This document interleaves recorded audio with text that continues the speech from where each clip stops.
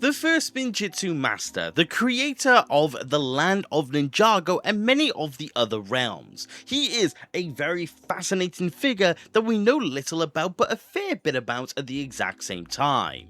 He's definitely left his mark, in my opinion, as one of the most interesting aspects of Ninjago on an overall scale. I think the more we learn about him, the more fascinating he truly is. But one thing we do have some context on, but also not a lot at the exact same time, is his treatment of his two sons. And that is what I want to discuss today. Take all of the evidence that we do have when it does come to his treatment of both Wu and Garmadon and come to a conclusion. Is he a bad father? Is he who Garmadon describes him to be? Or is he more in line with Wu's description of him? Let's see what we truly can understand and go through it accordingly.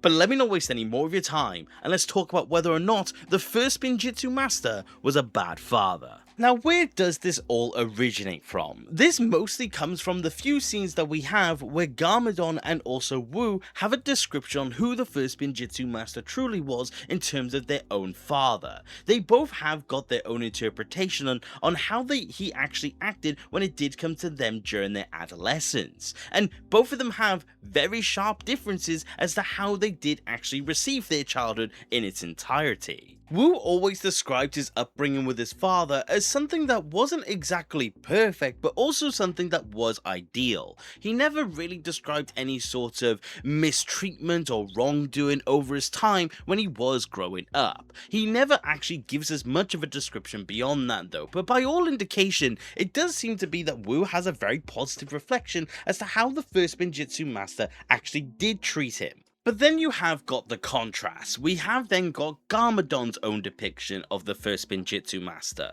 The main one really coming from the pilots themselves, where he remarks at the fact that Wu was the favourite when it did come to their upbringing.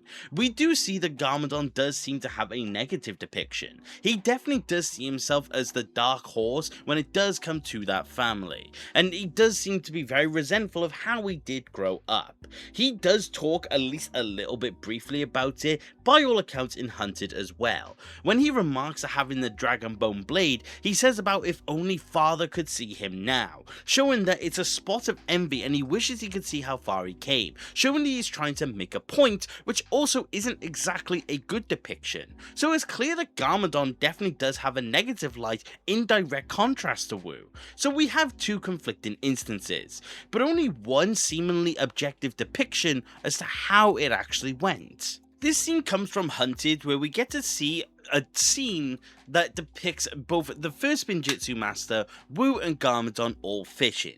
It is a teaching moment about faith. It is a teaching moment that really demonstrates the contrast between the two Spinjitzu brothers. Garmadon, who is not patient and is trying his best to basically win at any cost, ends up not getting any fish. And then you see Wu, who does actually have patience, doesn't use any form of bait and still catches a fish.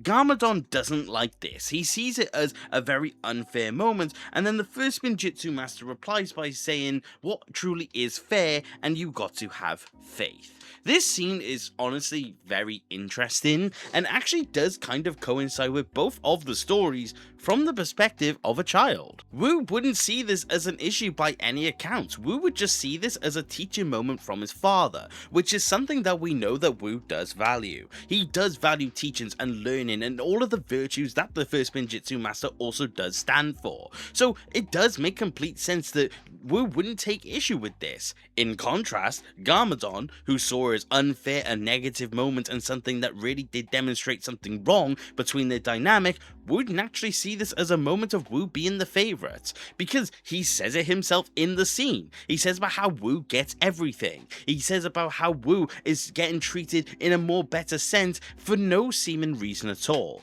And to an extent he's correct, but it does again come down to that teaching of faith. Garmadon didn't, Wu did, and that is how he got to benefit. But there's still one more interesting thing that does come from this scene that I do think is worth note. This is Wu's memory. This is Wu's version of how things actually happened, because once the scene ends, we get to go back to Wu in the present day. So it is Wu's recollection of that moment. So it does seem fair to believe that Garmadon was most likely treated wrong in that moment. So it does seem to be that Garmadon isn't embellishing the things that has been done towards him. But the thing that is further interesting is, like I said, he says about how Wu always gets things, which again, Wu remembers, so I'm assuming isn't entirely wrong. So we get to know that for one, it does seem to be that this isn't the only time it happened, but it's the only time we've gotten to see it, and it's a repetitive cycle. So it does go to beg the question on what is truly going on. And I think in similar vein to how both of their perceptions are seemingly true, the scenario in of itself is also true across the entirety of their lifespan. I believe that what we have had here is an indication that Wu and Garmadon's upbringing involved the first Spinjitzu master teaching them lessons, teaching them lifelong things that will help them whether they realize it or not. Both of the children both having these different sorts of angles on how they approach things, and the first Spinjitzu master using it as a teaching moment, which makes both of them correct. It means that Wu is right in saying that the first Spinjitzu master was a good father, because simply put, he benefited from the teaching moment, whereas Garmadon would say he's a bad father because he didn't benefit from it, because he took the wrong lesson away from it.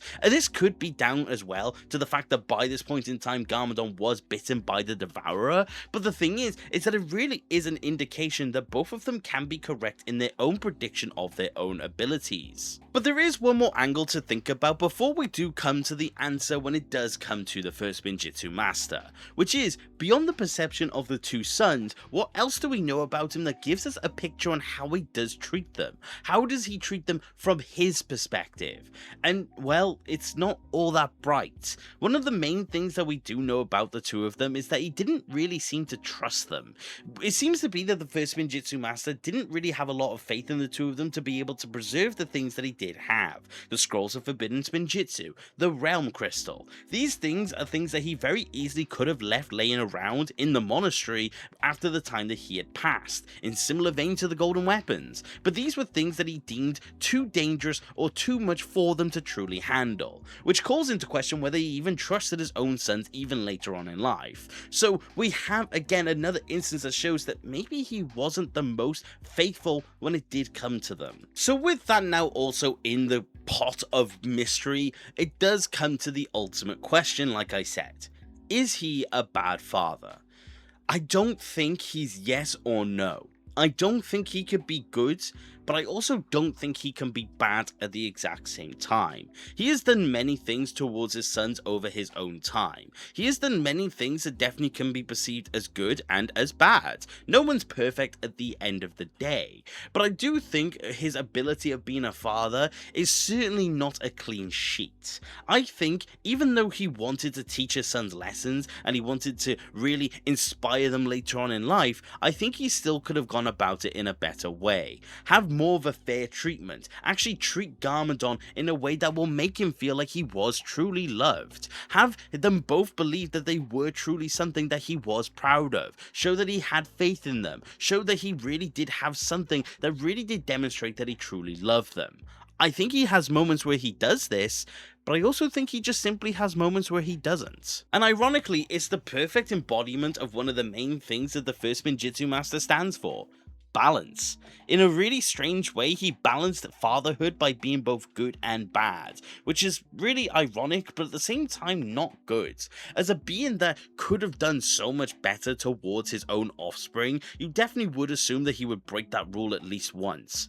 But he didn't, and I think that is the strangest thing of all. But I do think it does go on to reflect a further point. The first Spinjitzu master is not perfect. He may be the creator of many realms, but he's not completely omnipotent in any sort of sense, which I kind of like. I like the fact that he isn't this infallible being that no one can ever question. He makes mistakes, he makes these errors that are definitely worthy of criticism, but doesn't make him completely a bad person.